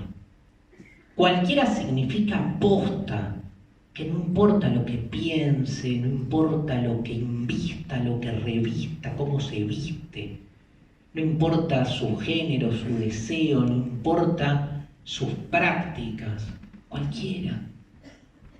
O sea, todos y ninguno. Antes de cualquier distinción. Ahora, claro, en un mundo donde el poder tiene que ver con la distinción, el cualquiera queda afuera, ¿no? Ama a tu prójimo, ama a cualquiera. Y más que a ti mismo. Claro, llegamos al extremo, que es otra paradoja de la otredad. Si amo tanto al otro y entiendo el amor como entrega hacia el otro, la consecuencia está clara. Amo tanto al otro que me despojo de mí de tal modo que de mí no queda nada. ¿Cómo hago para amar al otro? ¿Cómo hago para generar esta retracción de entrega hacia el otro? Un otro que además es tan otro, es tan lejano, la cucaracha, que me resulta insoportable. Lo bajo un poco más, digo, amar tanto al extraño no duele. Porque justamente es esa extrañeza la que me resulta insoportable. ¿Eso significa que en el fondo el amor tiene más que ver con el dolor? Si termino la clase acá, vamos todos directo al suicidio. Pero no lo voy a hacer. Solamente decirles que escuchen hoy a la noche un tema de Caetano Veloso llamado Mora na Filosofía, cuyo estribillo dice: ¿para qué riman el amor y el dolor? Y entonces no van a entender un soto para qué rima el amor y el dolor, pero la música no es para entenderla. Es para conmoverse. Ese tema es tremendo, ¿sí? ¿Para qué rima el amor y el dolor? Bien, tenemos que deconstruir la idea del amor, la idea de prójimo, la idea de sí mismo, el cómo. Todo está puesto en la deconstrucción. Vamos entonces para eso ya sobre la parte final de la clase, primero las fuentes. ¿Dónde aparece el texto? ¿Esta frase es literal o no es literal? Es literal. La frase de la clase que viene, el hombre es la medida de todas las cosas, ¿es literal o no es literal? Es literal, pero está, digamos, atribuida a Protágoras, pero Protágoras, esa frase, no tenemos un registro directo de que la haya dicho. En el caso de la Biblia, claro, no tenemos un autor, ¿no? La tercera frase, la filosofía es un ejercicio para la muerte. ¿Es literal o no es literal? Es literal. La escribió Platón en el Fedón 80e. La cuarta frase, soy de Aristóteles, soy amigo de Platón, pero más amigo soy de la verdad. ¿Es literal o no es literal? No es literal. ¿En qué texto de Aristóteles aparece? En ninguno, no es literal. ¿Y por qué mierda decimos que la dijo Aristóteles? Porque en un texto posterior se dice que Aristóteles la dijo. La frase la religión es el opio del pueblo, de Marx, quinta clase, ¿es literal o no es literal? Es literal, crítica a la filosofía del derecho de Hegel. La frase no hay hecho, solo interpretaciones, de Nietzsche, ¿es literal o no es literal? Es literal de un fragmento póstumo que Nietzsche decidió no publicar, pero que la hermana publicó. Y es literal, la escribió él, pero él decidió no publicarla. Yo qué sé. Es como la del paraguas. ¿Conocen la frase del paraguas? No. Nadie estuvo en el curso del año pasado. Los tipos que hacen un análisis de la obra de Nietzsche empiezan a agarrar todo lo que Nietzsche escribió y agarran un texto, un manuscrito que tiene escrito en un margen, en lápiz, con la letra de Nietzsche: he olvidado mi paraguas. Empieza un debate. ¿Es un texto filosófico? Porque estaba en un manuscrito filosófico, al lado de Platón se la come, ponele. ¿Qué hace que un texto sea filosófico o no? La presencia en un contexto, en un paratexto filosófico. ¿La tiene? ¿Está escrito ahí? ¿Está bien? Pero habla. ¿Y si es una metáfora? Entonces, mi novio, perdón que cuente algo personal, pero mi novio, Jacques Derrida, yo tengo novios así tipo Derrida, Alejandro Sabela es mi novio, por ejemplo. Madonna es mi novia. Derrida muere con la frase: digo, he olvidado mi paraguas, y le dedica todo un capítulo de un libro que se llama Espolones.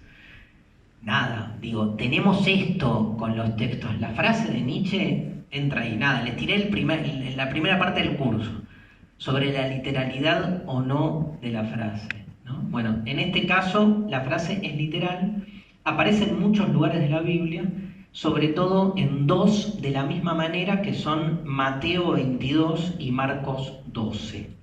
No los voy a aburrir con la lectura de los textos, pero son fascinantes, donde sí lo que quiero que ustedes visualicen es la afrenta que recibe Jesús, ¿sí? O sea, sí los voy a aburrir con la lectura de los textos.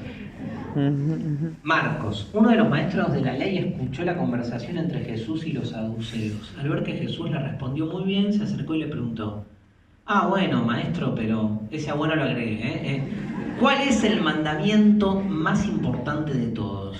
Jesús le contestó: el primero y el más importante de los mandamientos es el que dice así: escucha, pueblo de Israel, nuestro único Dios es el Dios de Israel, que es lo que decía, estaba establecido en los 10 mandamientos, ¿no? Ama a tu Dios con todo lo que piensas, con todo lo que eres y con todo lo que vales.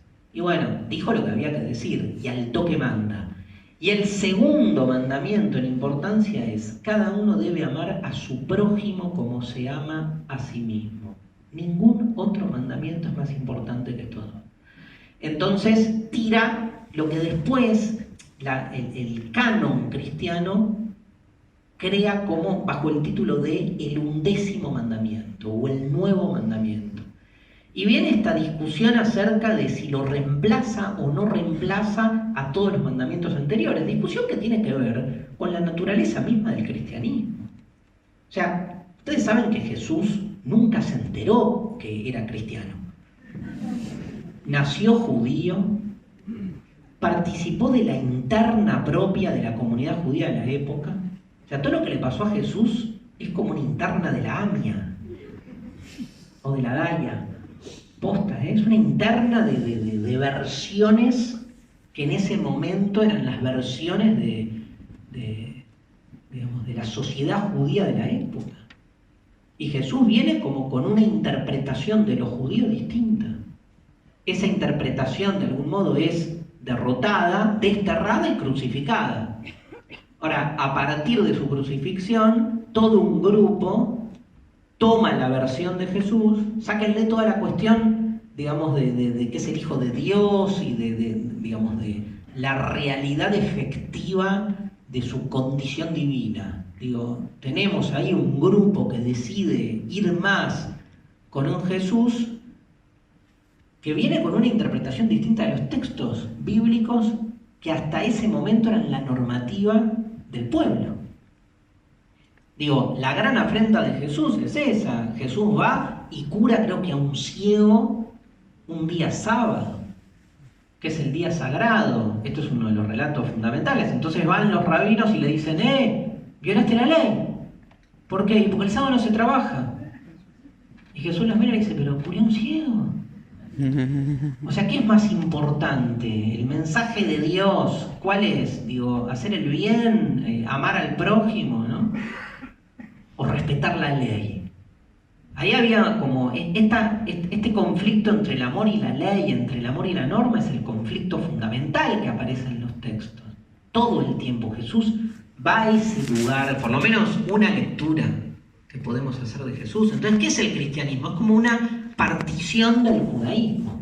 Esa partición después genera que todo el tiempo el cristianismo resignifique y renarre su relato distinguiéndose del judaísmo, fundando una nueva religión. Se dice que el que funda el cristianismo es San Pablo en realidad, que lo que hace ya es como, bueno, marcar una diferencia. Ya no somos, y hasta ahí, pero ya no somos parte de esto, es como una decisión. No piénsenlo con el peronismo, que es más fácil, ¿no? El PJ, el que sale, entonces crean un sello nuevo, se pelean, después todo el mundo juntos y se matan entre sí. Bueno, algo parecido. Acá sí hubo una ruptura fuerte. Sobre todo, no me quiero extender en esto, pero hay un que tiene que ver con la idea de prójimo y que es muy discutible. Igual vamos a reivindicar el texto judío que está así como puesto en un lugar, si quieren, más endogámico, pero que tampoco están así, porque también hay muchas contradicciones en el Antiguo Testamento. Pero en principio, saben que la palabra católicos en griego significa universal. Como que lo judío tiene una propensión, pueblo elegido, ¿sí?, a la partición endogámica, Y el cristianismo viene a decir, está buenísimo el mensaje judío, pero que sea para todos. Entonces hay una propuesta de universalización de ese mensaje y ahí está el conflicto fuerte. Por eso la ruptura más famosa que todos conocemos, sábado-domingo, ¿no? El judaísmo sacraliza el día sábado, el cristianismo viene y dice, no, coincidimos que hay un día sagrado, ahora el domingo, para marcar y porque el domingo Jesús resucitó, pero lo que quieren ahí es marcar el terreno. Acá pasa lo mismo, hay una marcación del terreno, este es el 11º mandamiento, viene a reemplazar a todos los anteriores. Y tienen razón en un punto, digamos. Hay un texto ahí ahí me volví un recitador de textos, pero hay un texto de San Pablo, Romanos 13:8, que lo dice con todas las letras. Dice, me encanta cómo empieza, dice, no le deban nada a nadie. La única deuda que deben tener es la de amarse unos a otros. Nada, esto al margen, porque no va a la esencia de lo que estoy diciendo, pero me encanta la idea de que la única deuda que tenemos es amarnos los unos a los otros, ¿no? Porque lo coloca en el lugar de la deuda, ¿no? O sea, de algo en algún punto también impagable. Porque el amor nunca termina de realizarse, queda siempre en estado de deuda. Dice San Pablo, el que ama a los demás ya ha cumplido con todo lo que la ley exige. En la ley hay mandatos como estos, en la ley significa en el Antiguo Testamento. No sean infieles en su matrimonio, no maten, no roben, no se dejen dominar por el deseo de tener lo que los otros tienen. Bueno, dice San Pablo, estos mandamientos y todos los demás pueden resumirse en uno solo. Cada uno debe amar a su prójimo como se ama a sí mismo. Ahora, fíjate que acá está como hasta el encono, ¿no? Como diciendo, todo lo anterior es paja, ¿no?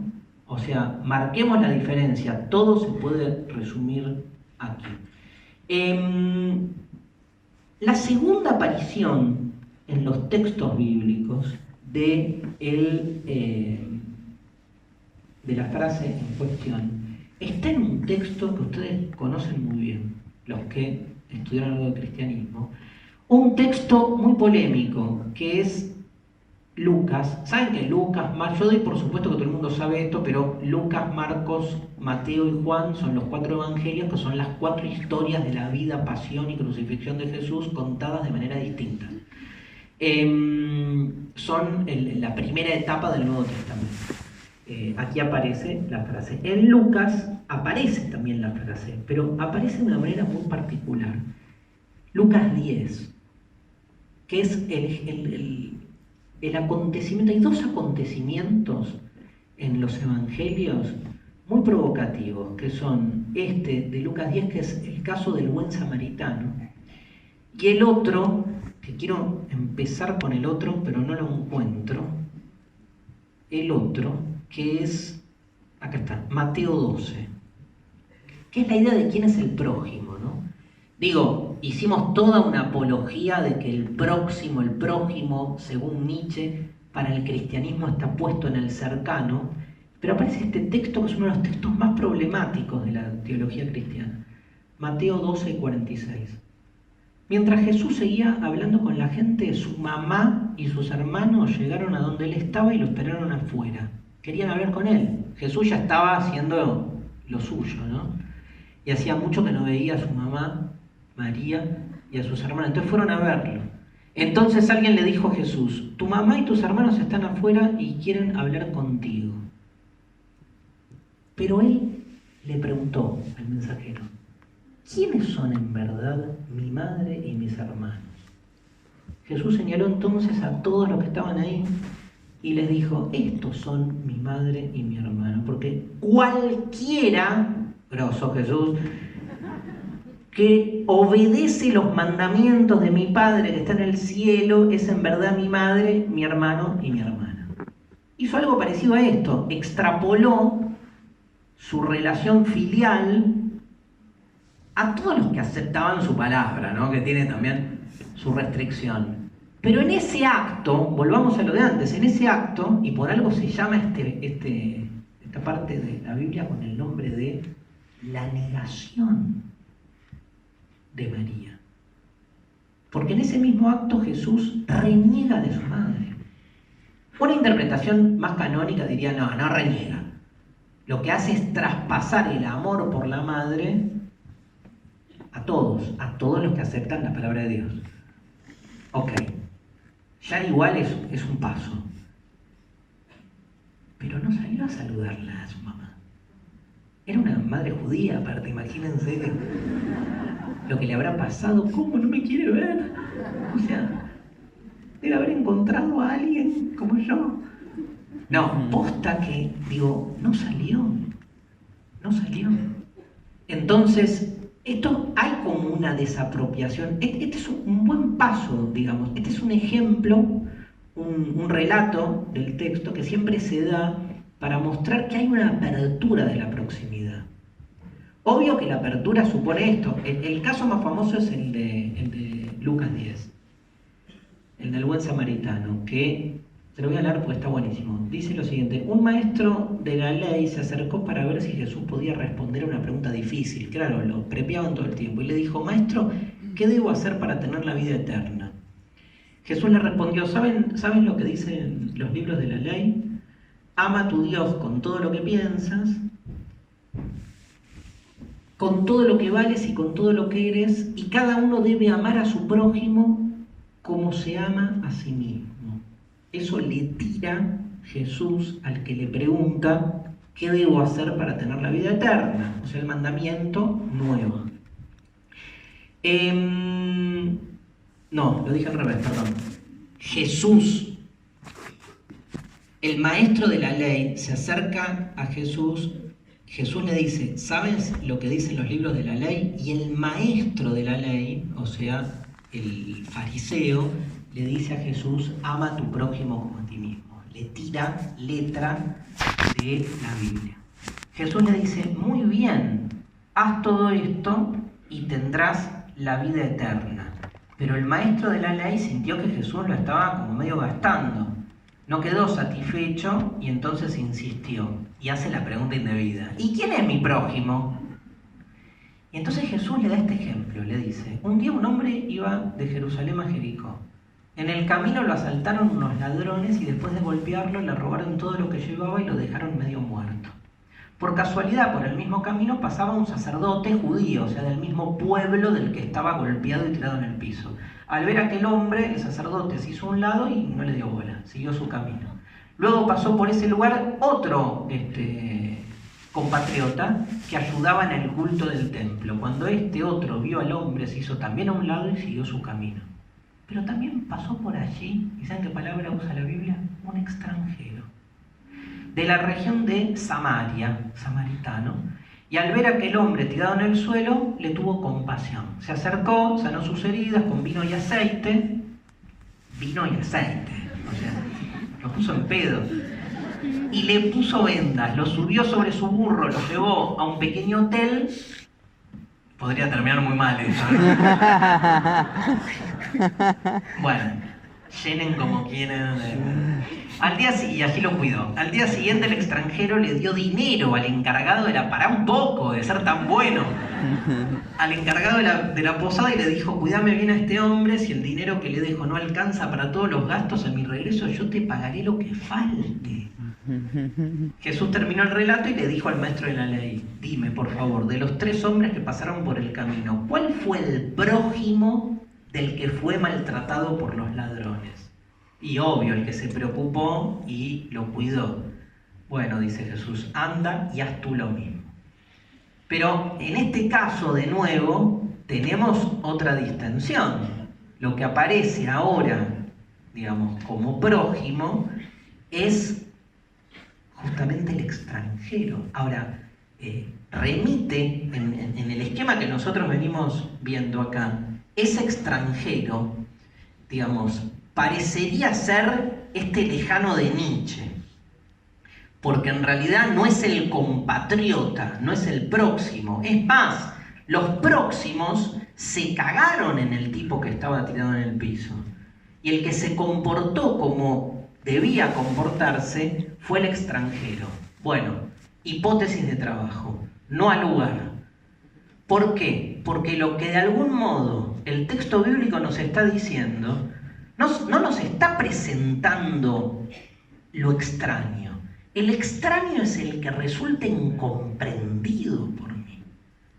El que resulta incomprendido es el que no reacciona como yo supongo que tiene que reaccionar.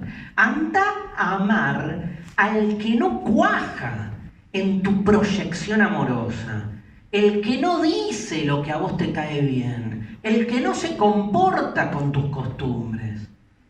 O sea, la hospitalidad es con el otro.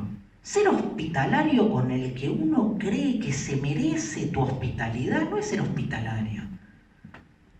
Eso lo hace cualquiera. Ya.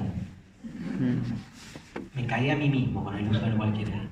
La diferencia está puesta en ese lugar realmente de extrañeza, porque la hospitalidad tiene que ver con un acto hasta de desapropiación. O sea, posta, queremos amar al prójimo. Bueno, tenemos que traspasar lo próximo. Pero ese prójimo no es solo la proximidad del compatriota. Para mí, en el relato del buen samaritano, el samaritano se comporta de acuerdo a las costumbres que yo espero o sea, a una ética que yo espero que tenga. Digo, el samaritano sigue acá. El que realmente no cuaja o se comporta distinto es aquel al que no le entiendo. O sea, hasta lo podría invertir. Vos que sos compatriota y que te mofás todo el tiempo de hablar que estás a favor de no sé qué. O sea, ¿por qué pasas al lado de alguien, digamos, que necesita de vos y te vas a la mierda, ¿no? Entonces, ahí hay una actitud que me resulta realmente extraña. ¿Qué hago con lo extraño, no? Parece que ahí cambiaría un poco el eje. Se me fue la clase de mierda. No, el tiempo. Vamos a terminar las clases duran hasta las 10. Vamos a cerrar con esto, digamos. Fíjense cómo los textos aparecen, en los textos aparece, bueno, hay un montón, distintas formas que nos posibilitan una deconstrucción permanente de estas ideas que estamos viendo. Pudimos, de alguna manera, también entrever cómo, digamos, la frase nos permite poner en cuestión los distintos usos de todos los conceptos que convergen en la elaboración de la frase. Sigo creyendo que es una frase fascinante, pero creo que es una frase fascinante en la medida en que la abro, en que me permito cuestionar de qué amor estoy hablando, quién es realmente mi prójimo y quién soy realmente yo mismo cuando me pongo como parámetro. En la medida en que uno pueda mover esa frase, faltarle el respeto a su interpretación canónica, emancipar a la frase de su sentido único, me parece que la vamos a rescatar, ¿no? Yo creo que la pelea contra el sentido común y las idealizaciones es ese. O sea, creo que de eso se trata la deconstrucción. Cuando decimos que hay que deconstruir al amor, por ejemplo, no estamos diciendo que hay que destruirlo o negarlo al amor. Es recuperarlo en un lugar, digamos, es profanarlo. En ese sentido etimológico donde profanar es restituir uno al uso mundano, con todo lo que implica en términos de contradicciones. Siempre me gustó esa idea que dice, el día que dejé de creer en el amor, me enamoré. Porque hay algo ahí de la profanación, de esa idealización, que genera una recuperación de esa práctica en su lugar como más humano, ¿sí? Más mundano. En cambio, cuando uno la pone ahí tan arriba, en realidad no la pone tan arriba, nos la ponen tan arriba, y uno queda ahí como medio engrampado en esa lógica. Entonces, y cierro con esto, incluso les diría, por eso genera a veces tanta provocación la filosofía.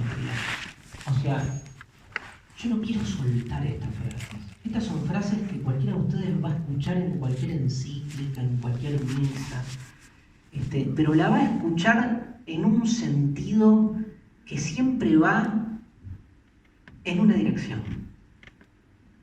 Déjenme que diga hacia la derecha. Va en una dirección, potenciando el yo, desotrando al otro. Ahora, yo no le quiero entregar los textos bíblicos a la iglesia.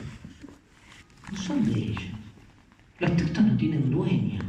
Lo que tienen dueño en todo caso son las interpretaciones. Y la verdad, como dice Nietzsche, es un conflicto de interpretaciones. Dar batalla en el lenguaje, dar batalla en la forma de interpretar los textos, dar batalla en la forma de interpretar los lenguajes que nos constituyen, es dar batalla por nuestro lugar en el mundo. Muchas gracias. ¡Re buena onda!